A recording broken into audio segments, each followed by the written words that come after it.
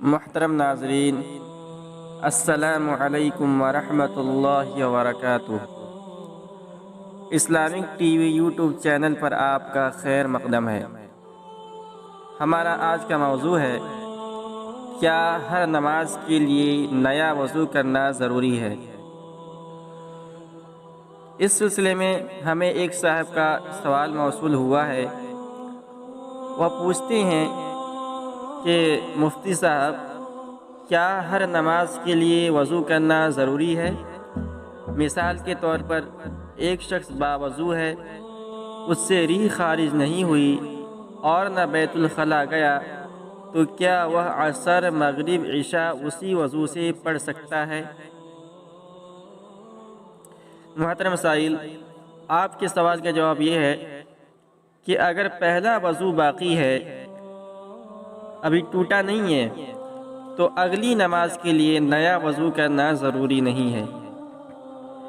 مسلم شریف کی ایک حدیث میں ہے، حضرت بریدہ رضی اللہ عنہ روایت کرتے ہیں کہ ان النبی صلی اللہ علیہ وسلم صلی الصلوات یوم الفتح بوضوء واحد ومسح على خفيه فقال له عمر رضی اللہ عنہ لقد صنعت اليوم شيئا لم تكن تصنعه قال عملا صنعته یا عمر۔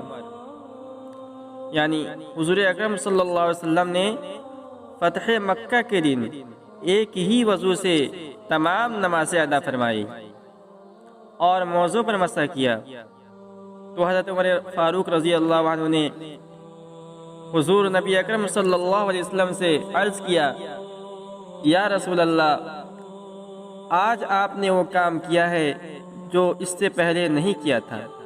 یعنی آپ نے ایک ہی وضو سے پانچوں نمازیں ادا فرمائی ہیں، تو آپ نے ایسا کیوں کیا؟ آپ نے اس سے پہلے تو نہیں کیا تھا اس طرح۔ تو آپ صلی اللہ علیہ وسلم نے فرمایا، اے عمر، میں نے یہ کام جان بوجھ کر کیا ہے، یعنی بیان جواز کے لیے کہ ایک ہی وضو سے پانچوں وقت کی نماز ادا کی جا سکتی ہے، ایک ہی وضو سے کئی وقت کی نمازیں ادا کی جا سکتی ہے اگر وضو باقی ہے۔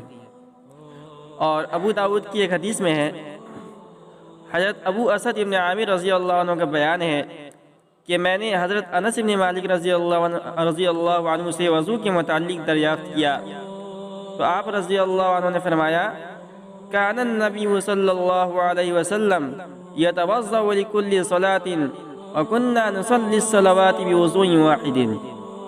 یعنی حضور اکرم صلی اللہ علیہ وسلم ہر نماز کے لیے تازہ وضو فرمایا کرتے تھے اور ہم ایک ہی وضو سے کئی نمازیں پڑھ لیا کرتے تھے۔